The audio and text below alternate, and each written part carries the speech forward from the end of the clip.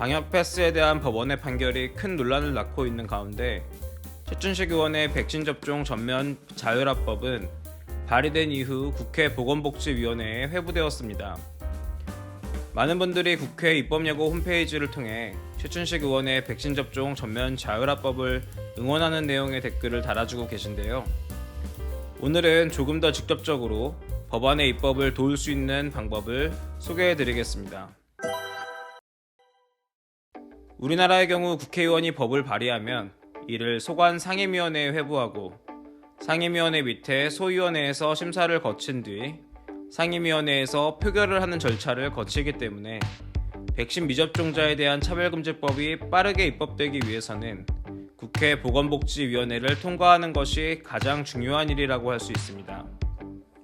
물론 여당이 180석인데 통과되겠냐 이런 말씀을 하시는 분도 계시겠지만 국민의 본질적인 기본권에 대한 문제이기 때문에 소속 의원의 신념으로 여당의 전체적인 기조와 다른 의견을 피력할 의원도 분명히 존재할 수 있습니다.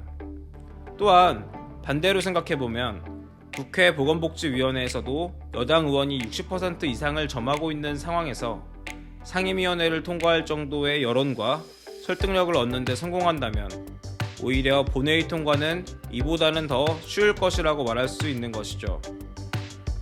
국회 보건복지위원회 홈페이지에 들어가 보시면 의원 명단을 확인할 수 있는데요. 총 24명의 국회의원으로 이루어져 있고 이 중 더불어민주당 소속이 15명, 국민의힘 소속이 8명, 국민의당 소속이 1명입니다. 참고로 최춘식 의원은 기본적으로 보건복지위원회 소속이 아니고 행정안전위원회 소속입니다. 홈페이지에 들어가 보시면 의원실의 연락처까지를 확인할 수 있는데요.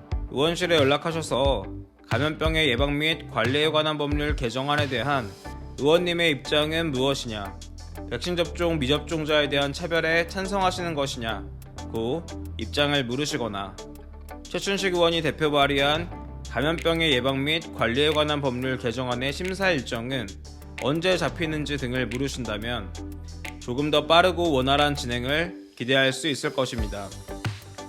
자신의 지역구 출신 국회의원이 있다면 동네 주민들과 함께 의견을 내시는 것이 더욱 효과가 좋을 것으로 기대됩니다.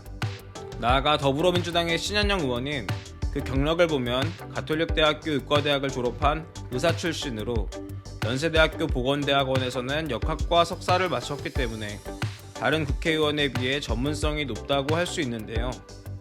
백신과 관련하여 의학적 지식을 많이 가지고 계신 분이라면 백신 미접종자에 대한 차별이 왜 있어서는 안 되는지에 대해 구체적이고 논리적인 입장을 전달해 보시는 것도 좋을 것 같습니다. 위원 명단에 기재되어 있는 위원 연락처 부분을 누르시면 전화번호뿐 아니라 이메일 주소도 기재되어 있으므로 전화가 부담스러우신 분들은 메일로도 자신의 입장을 피력하실 수 있다는 점을 말씀드리겠습니다. 앞으로도 저희 채널은 백신 접종 전면 자율화법뿐 아니라 꼭 막아야 할 법이나 꼭 필요한 법을 많은 분께 소개시켜드리고자 하는데요. 지켜봐 주시면 감사하겠습니다.